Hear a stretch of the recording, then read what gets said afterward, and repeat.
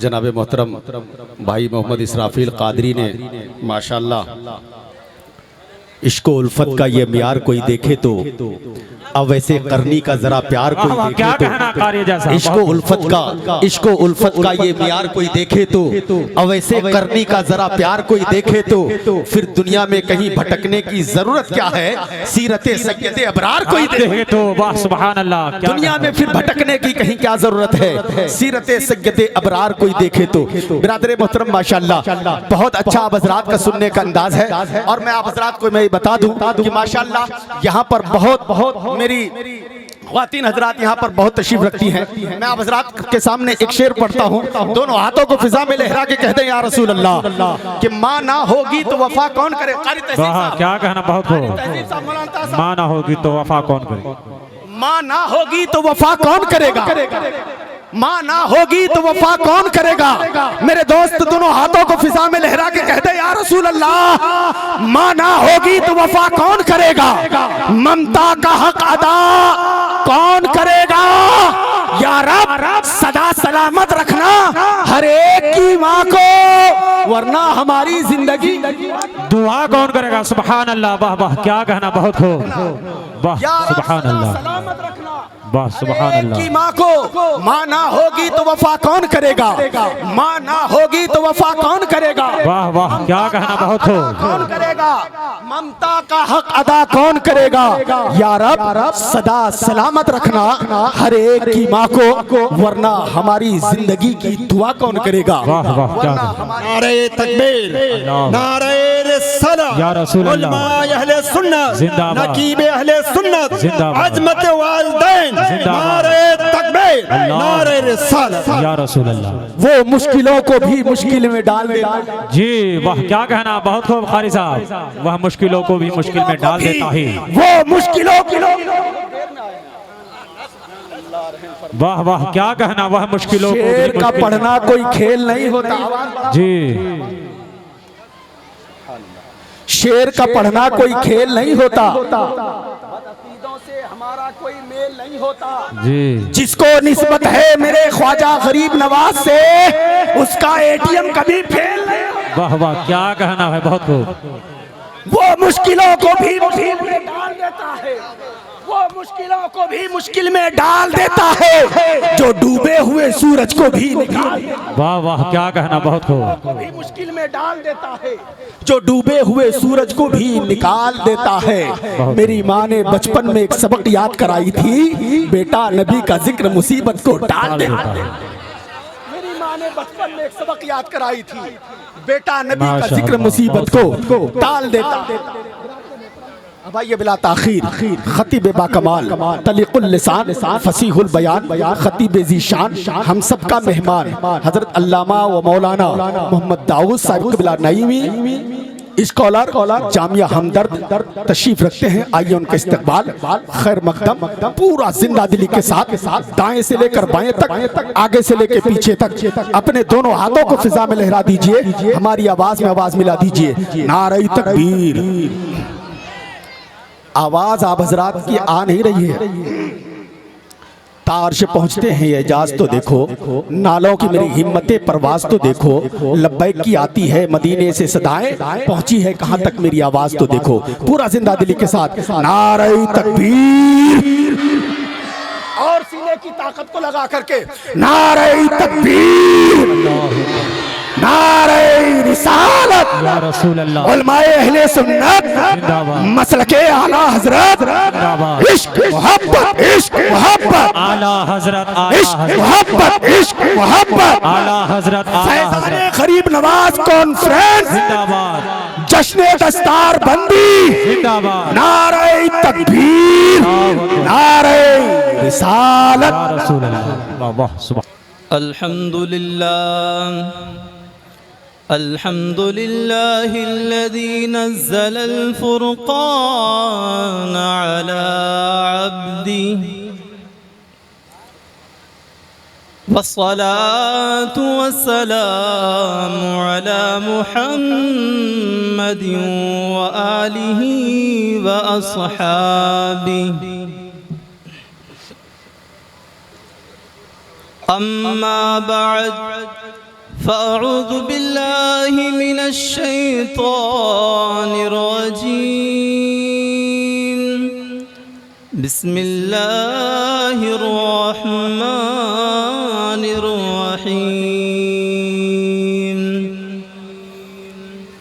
القرآن الكريم صدق الله العلي العظيم وبلغنا على رسوله النبي الأمين المتين الكريم نعرہ تکبیر، نعرہ رسالت، نعرہ رسالت، مسلک اعلیٰ حضرت، مسلک اعلیٰ حضرت، فیضان خواجہ غریب نواز کانفرنس، فیضان خواجہ غریب نواز کانفرنس، حضرت علامہ و مولانا شفیق اللہ صاحب قبلہ چترویدی، نعرہ تکبیر، نعرہ رسالت۔ آپ سبھی حضرات تشریف رکھیں۔ سبحان اللہ۔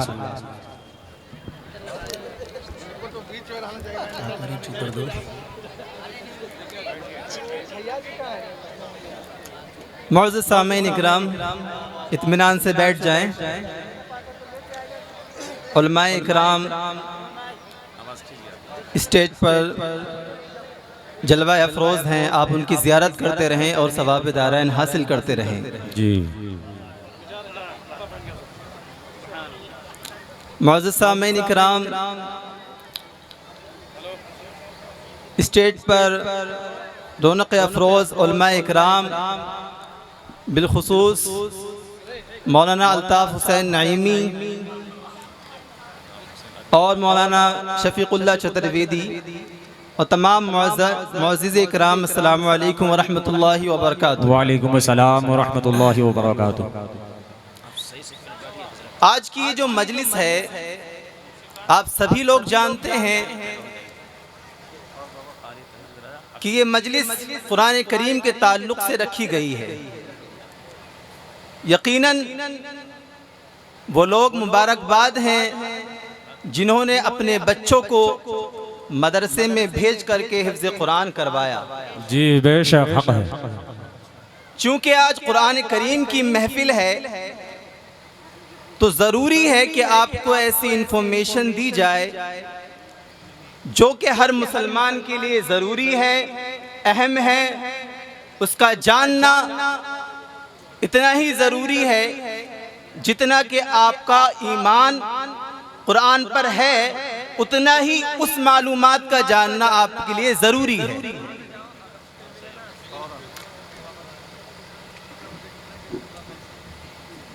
میں آپ کو قرآن کریم کی انٹرنل انفارمیشن نہیں بلکہ ایکسٹرنل انفارمیشن دینا چاہوں گا، جی یعنی ہسٹوریکل انفارمیشن، جی تاریخی معلومات کہ قرآن کریم کس طریقے سے اترا۔ جی حق ہے۔ میں اپنی گفتگو کو 3 حصوں میں تقسیم کر کے انشاءاللہ مختصر طور پر آپ کو معلومات دینے کی کوشش کروں گا۔ جی پہلے حصے میں انشاءاللہ آپ کو یہ معلوم چلے گا کہ قرآن کس طرح، کب اترا، کہاں اترا اور کس طریقے سے اترا۔ 3 چیز ہوگی پہلے حصے میں، قرآن کب اترا، جی جی کہاں اترا اور اس کی نوعیت کیا تھی، اس کی کنڈیشن کیا تھی، اس کا طریقہ کیا تھا، کس طریقے سے اترا قرآن، اس کو بیان کیا جائے گا۔ دوسرے حصے میں انشاءاللہ عہد نبی صلی اللہ علیہ وسلم میں، یعنی نبی کریم صلی اللہ علیہ وسلم کے زمانے میں قرآن کو کس طرح کمپائل کیا گیا، کس طرح تدوین کی گئی، اس کی کس طرح اس کو لکھا گیا اور کس نے لکھا اور کس طریقے سے لکھا اور کس پر لکھا گیا، اس کو بیان کیا جائے گا انشاءاللہ۔ اور تیسرے حصے میں ہمارا وہ کہ نبی کریم صلی اللہ علیہ وسلم کے زمانے کے بعد قرآن کریم کو کس طرح کلیکٹ کیا گیا، کس طرح جمع کیا گیا، اس کو بیان کیا جائے گا انشاءاللہ۔ ان تینوں گفتگو کے تینوں حصوں کو آپ جب سن لیں گے تو آپ کو وہ انفارمیشن معلوم ہو جائے گی جو قرآن کے تعلق سے ضروری ہے ہر مسلمان کے لیے۔ میں ضروری اس لیے نہیں کہہ رہا ہوں کہ یہ میں بیان کر رہا ہوں، بلکہ ضروری اس لیے کہہ رہا ہوں کہ یہ واقعتاً ضروری ہے جی ہر جی مسلمان کو اس کا جاننا ضروری ہے. ٹھیک ہے, گفتگو شروع کرنے سے پہلے آئیے ہم اور آپ مل کر کے گنبد خضرا میں آرام فرمانے والے ہم سب کے آقا و مولا جناب احمد مجتبی محمد مصطفیٰ صلی اللہ تعالی علیہ وسلم کی بارگاہ میں ایک مرتبہ درود شریف پڑھنے. اللہم صلی علی سیدنا و مولانا شفیعنا حبیبنا مولانا محمد بارک وسلم صلاة و سلام علیکہ یا رسول اللہ صلی اللہ تعالی علیہ وسلم. بڑی سنجیدگی کے ساتھ میری گفتگو سنیے گا. علماء اکرام یہاں موجود ہیں, میں بطور مقرر نہیں بطور اصلاح کروانے کے لیے یہاں آیا. واہ کیا یہاں علماء اکرام موجود ہیں, میں اتنا کوئی بڑا مقرر نہیں آپ کو بتا دوں, بس چند معلومات جو ضروری ہے, جو ہم سب کا جاننا ضروری ہے جی. میں آپ کو بتا دوں. چلیے ایک مرتبہ اور درود شریف پڑھیں. اللہم صلی علی سیدنا و مولانا محمد و بارک وسلم صلاة و سلام علیکہ یا رسول اللہ صلی اللہ تعالی علیہ وسلم. ہم قرآن کی بات کر رہے ہیں تو قرآن کیا ہے؟ قرآن وحی الہی ہے جی جس کو انگلش میں ریولیشن کہتے ہیں. وحی کو کیا کہتے ہیں؟ ریولیشن کہتے ہیں. تو ہم پہلے جان لیتے ہیں وحی ہوتی کیا ہے. میں اپنی گفتگو میں ہمیشہ یہ بات کہتا ہوں, جب بھی آپ کسی چیز کو معلوم کرنے کے لیے چلیں تو پہلا اسٹیپ یہ ہونا چاہیے کہ آپ اس کا معنی جانیں, آپ اس کی ڈیفینیشن جانیں, آپ اس کی پریبھاشا کو جانیں. جی تو وحی کیا ہے؟ وہی وہ کلام ہے اللہ رب العزت کا جو فرشتے کے ذریعے یا کبھی بغیر فرشتے کے نبیوں پر اتارا گیا ہو, اس کو وحی کہا جاتا ہے. جی حق ہے. یعنی ڈائریکٹ یا انڈائریکٹ. ڈائریکٹ یا اللہ اپنے نبیوں کو, اپنے خاص بندوں کو اپنے کلام سے آگاہ کروائے, وہ بھی وحی کہلاتا ہے ڈائریکٹ. اور انڈائریکٹ یعنی فرشتوں کے ذریعے اللہ رب العزت اپنے کلام کو اپنے مخصوص بندوں پر بھیجے, یعنی اپنے نبیوں پر بھیجے, تو وہ وحی کہلاتا ہے. جی حق ہے. تو یہ ڈیفینیشن آپ کو معلوم ہونی چاہیے کہ وحی ہوتی کیا ہے. وحی کی ڈیفینیشن یہ بہت مختصر طور پر اور بہت سمجھنے والی گفتگو کر رہا ہوں, میں زیادہ آپ کو پیچیدہ لفظوں میں نہیں پھنسانے کی کوشش کروں گا انشاءاللہ. بہت سیدھے سادے الفاظ میں آپ کو سمجھانے کی کوشش کروں گا انشاءاللہ. تو وحی کی ڈیفینیشن آپ کو معلوم چل گئی. اس کے بعد جس طرح ہم نے گفتگو کے شروع میں ہی کہا تھا کہ وحی جو ہے, پہلی وحی قرآن کی کب نازل ہوئی اس کا آپ کو علم ہونا چاہیے. تو پہلی وحی, پہلی ریولیشن کب نازل ہوئی؟ 610 میں. 610 عیسوی AD یعنی 610 عیسوی میں سب سے پہلی وحی نازل ہوئی. کہاں نازل ہوئی؟ غار ہرا میں نازل ہوئی. غار ہرا کہاں ہے؟ یہ مکہ کے قریب ایک پہاڑ جس کا نام جبل نور ہے, اس میں ایک گفا کا نام غار ہرا ہے, اس میں پہلی وحی نازل ہوئی. کس کے ذریعے سے ہوئی؟ فرشتہ جبرائیل کے ذریعے سے پہلی وحی نازل ہوئی. جی بے شک. یہ انفارمیشن آپ کو پتہ چل گئی. پہلی وحی کب نازل ہوئی؟ 610 عیسوی میں نازل ہوئی. کہاں نازل ہوئی؟ غار ہرا میں نازل ہوئی. غار ہرا کہاں ہے؟ غار ہرا مکہ کے قریب ایک پہاڑ ہے جس کو جبل نور کہا جاتا ہے. اس کے بعد کس کے ذریعے سے ہوئی؟ فرشتہ جبرائیل کے ذریعے سے ہوئی. The first revelation of the Quran کیا ہے؟ سورہ علق کی 5 verses یعنی 5 آیتیں شروع کی. اقرأ بسم ربک الذی خلق خلق الانسان من علق اقرأ وربک الاکرم الذی علم بالقلم. یہ 5 آیتیں سب سے پہلے نازل کی گئی. اب بس اس طرف میں آپ کو ایک اشارہ دوں گا کہ اسلام میں اور قرآن کی سب سے پہلے وحی کی سب سے پہلا لفظ کیا ہے؟ اقرا ہے. کیا ہے؟ اقرا ہے. کیا میننگ اس کے؟ پڑھنے کے. اقرا مینز, اقرا کا معنی کیا آتے ہیں؟ پڑھنے کے. یعنی اس بات کی طرف اشارہ ہے کہ اسلام اور اللہ کا کلام جاہلیت کو پرموٹ نہیں کرتا بلکہ ایجوکیشن کو پرموٹ کرتا ہے. بے شک حق ہے. وحی کا پہلا لفظ اس طرف اشارہ کر رہا ہے. اقرا مطلب پڑھنے کے آتے ہیں. علماء اکرام موجود ہیں, آپ پوچھ سکتے ہیں ان سے اقرا کا مین کیا ہوتا ہے؟ پڑھنے کے آتے ہیں. تو اس سے یہ معلوم چلتا ہے کہ اسلام میں جو ہے ایجوکیشن کی طرف, تعلیم کی طرف رغبت دی گئی. تو وہی کب کہاں نازل ہوئی آپ کو معلوم ہوا. اب اس کی نوعیت کیا تھی, اس کی کنڈیشن کیا تھی, تو میں آپ کو سب سے پہلے حوالہ دوں. صحیح بخاری یہ سیاہ ستہ کہلاتی ہیں, 6 کتابیں ہیں. اس میں صحیح بخاری جو حدیث کی بہت اہم کتاب ہے, بہت معتمد کتاب ہے. اس کے پہلے چیپٹر میں کتاب الوحی, اس کا ایک چیپٹر ہے کتاب الوحی, اس میں جو ہے اس کی نوعیت بیان کی گئی ہے کہ وحی کس طرح نازل کی جاتی تھی. تو اس کے کچھ طریقے ہیں جو آپ کو معلوم ہونے چاہیے. پہلے وحی کا انداز کیا ہوتا تھا, اس میں ایک لفظ آیا ہے, جرس کا لفظ آیا ہے, یعنی وحی کو اللہ رب العزت کس میں پیدا فرماتا تھا, گھنٹی کی آواز میں. کس میں؟ گھنٹی کی آواز میں. اللہ رب العزت اپنے کلام کو گھنٹی کی آواز میں نازل کرتا, اور اللہ رب العزت نے اپنے محبوب کے اندر ایسی کیپیبلٹی رکھی تھی, ایسی صلاحیت رکھی تھی کہ اللہ کے رسول صلی اللہ علیہ وسلم اس آواز سے جان لیا کرتے تھے کہ یہ اللہ کا کلام ہے. اس آواز سے جان لیا کرتے تھے کہ یہ اللہ کا کلام ہے. تو پہلی کنڈیشن تو یہ تھی, کیا کہ گھنٹی کی آواز میں وحی کو نازل کیا گیا. دوسری کنڈیشن کیا تھی, فرشتوں کے ذریعے کو وحی, فرشتے کے ذریعے وحی کو نازل کیا گیا. فرشتے کون کون تھے؟ زیادہ تر جو ہے حضرت جبرائیل علیہ السلام وحی کو لے کر آئے, اور اپنے پورے پیریڈ میں, یعنی وحی کا کتنا پیریڈ رہا ہے, 23 ایئرز, 23 سال کا پیریڈ رہا ہے وحی کا. تو اپنے پورے پیریڈ میں حضرت جبرائیل علیہ السلام 4 مرتبہ تو اپنی شکل میں آئے, یعنی اپنی فرشتے والی شکل میں آئے, اور اللہ کے کلام کو حضور علیہ السلام کے سامنے پیش کیا 4 مرتبہ.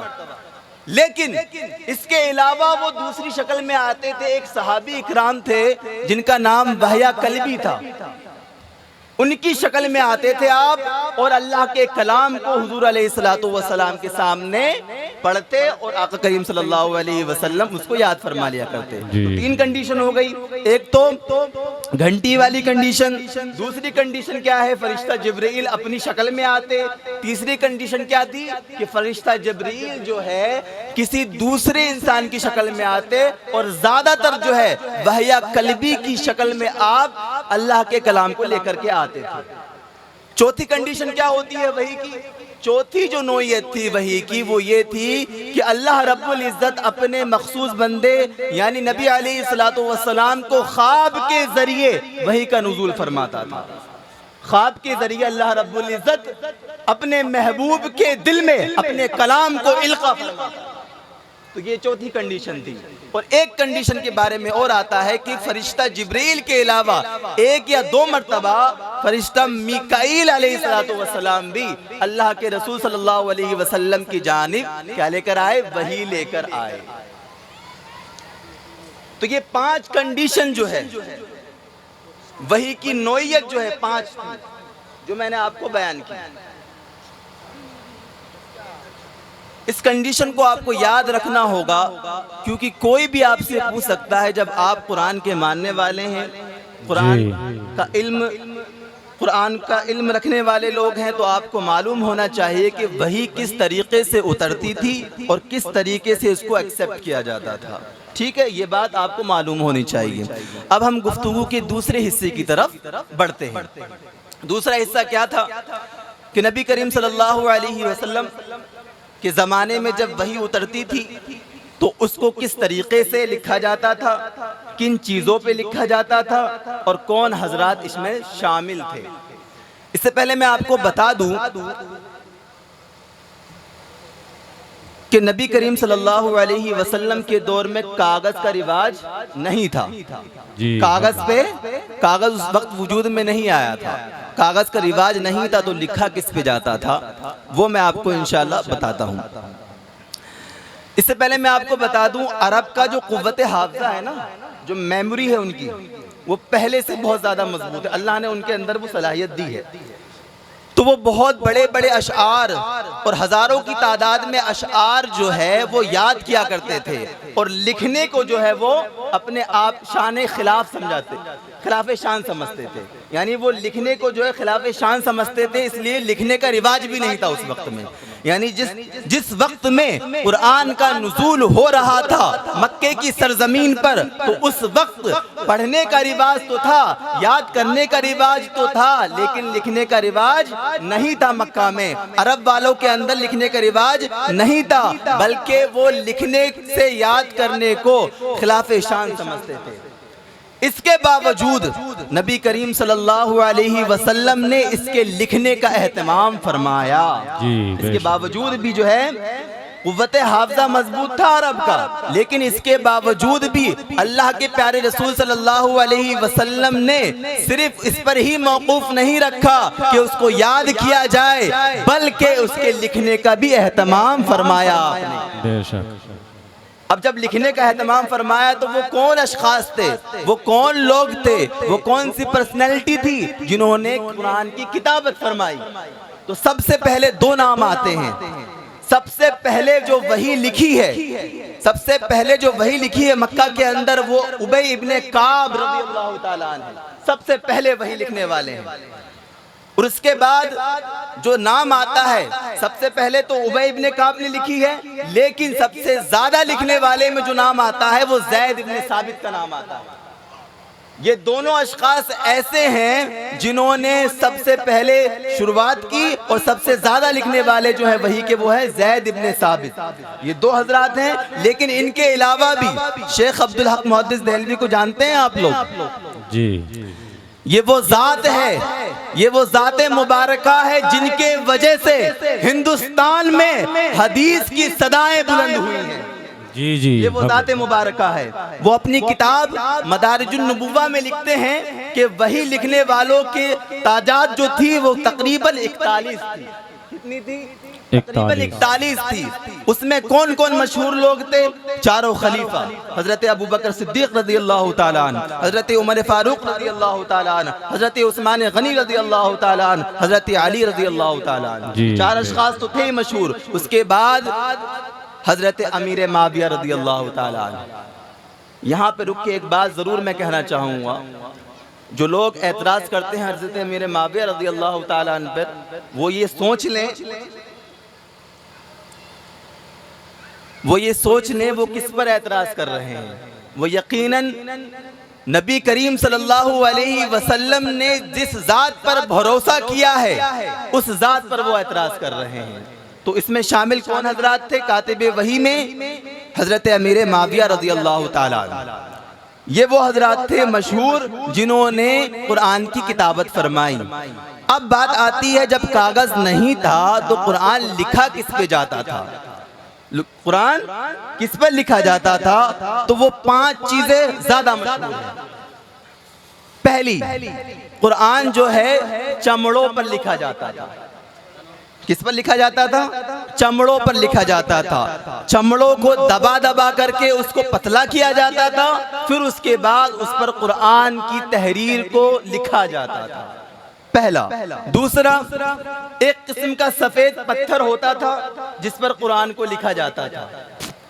تیسرا، اونٹ کی ہڈیوں پر قرآن کو لکھا جاتا تھا. اونٹ کی ہڈیوں پر قرآن لکھا جاتا تھا. اور ایک خاص مخصوص جگہ تھی اونٹ کی، چوتھی جو ہے وہ اونٹ کے مونڈے کی ہڈی پر قرآن کو لکھا جاتا تھا. اور چوتھا جو ہے کھجور کی ٹہنیوں پر جو ہے قرآن کو لکھا جاتا تھا.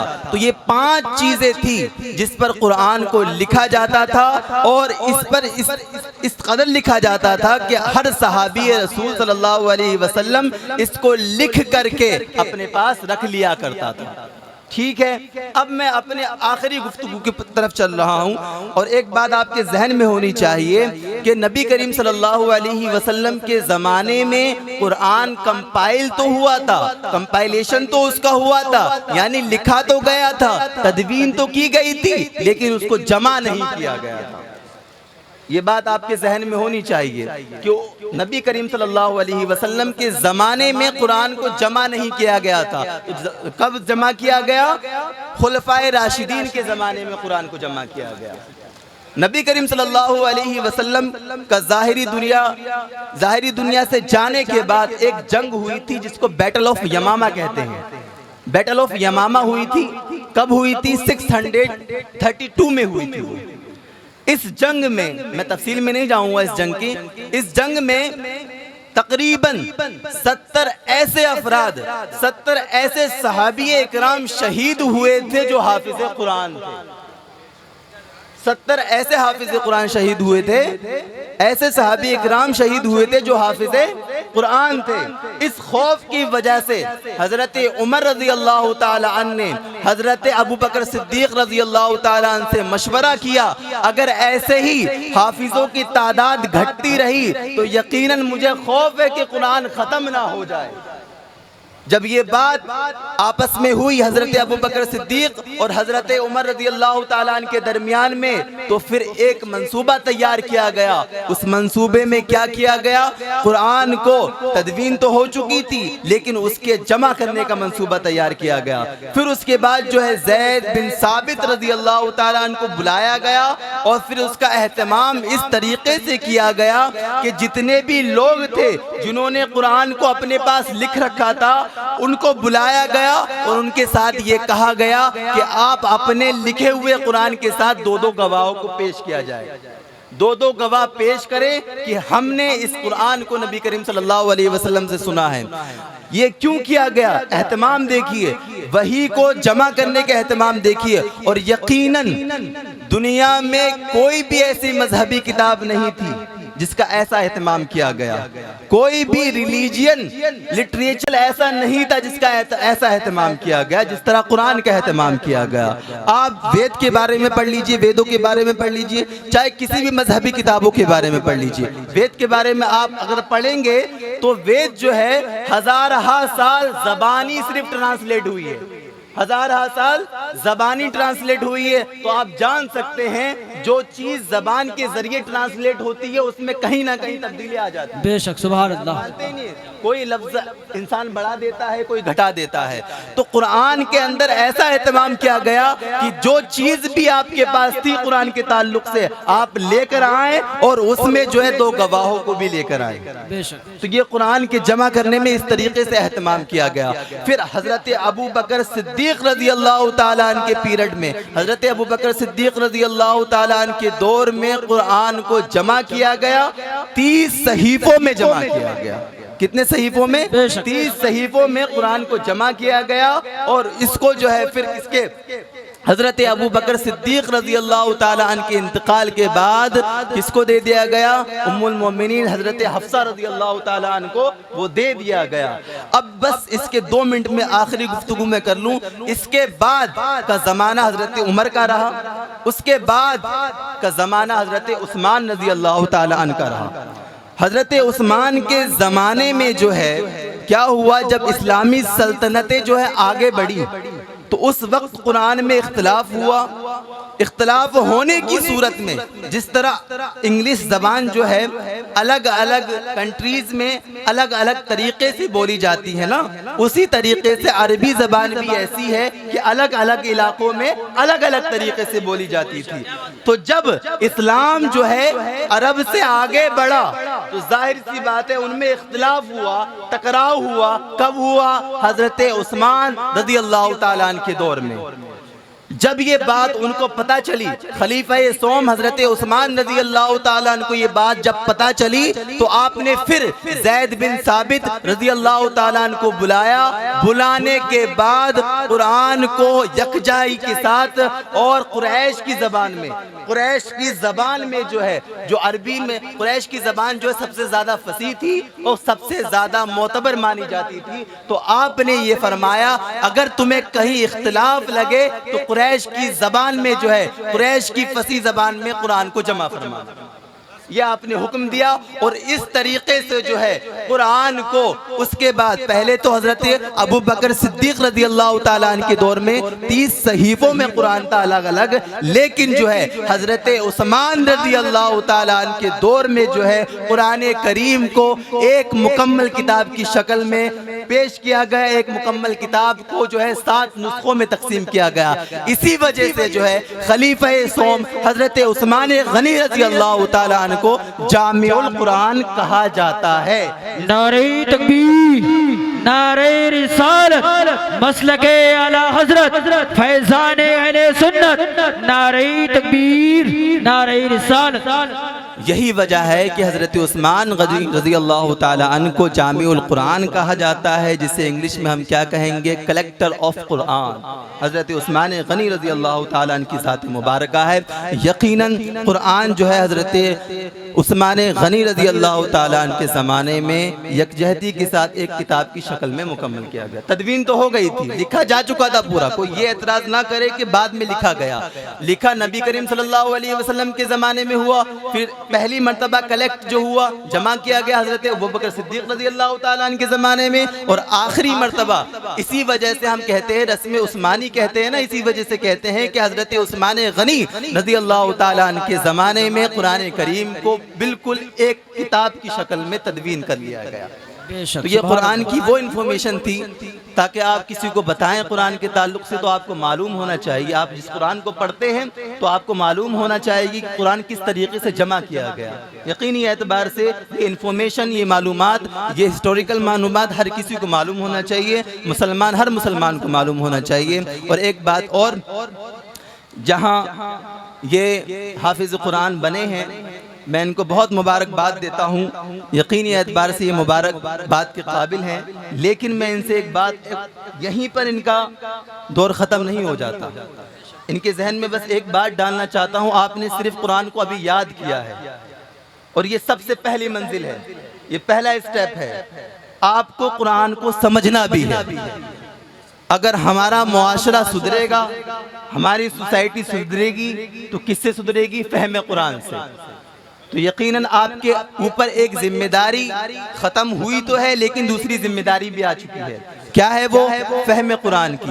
فہم قرآن کریں، قرآن کو سمجھیں اور فہم قرآن کو عام کریں۔ میں یہ نہیں کہتا ہے کہ میں بہت بڑا قرآن کا عالم ہوں، ہم سب مل کر کے قرآن کو سمجھیں، اس کو سمجھنے کی کوشش کریں اور اس کو عام کریں، تاکہ ہمارا معاشرہ، ہماری سوسائٹی اچھی ہو۔ اور قرآن میں یقینی اعتبار سے ایسی تعلیمات موجود ہیں، چاہے وہ اکانومک تعلیمات ہو، اکانومک ٹیچنگ ہو، پولیٹیکل ٹیچنگ ہو، یا پھر سوسائٹی سوشل ٹیچنگ ہو، تمام ٹیچنگ موجود ہے اس میں۔ اللہ رب العزت سے دعا ہے جو میں نے کہا وہ آپ اس کو قبول کریں، اور اس میں جو خطا ہوئی اللہ رب العزت اسے معاف عطا فرمائے۔ اللہ رب العزت سے دعا ہے کہ اللہ رب العزت ہمیں علم دین سیکھنے، سکھانے، سمجھنے، سمجھانے کی توفیق و رفیق عطا فرمائے۔ آخر الدعوانا الحمدللہ رب العالمین۔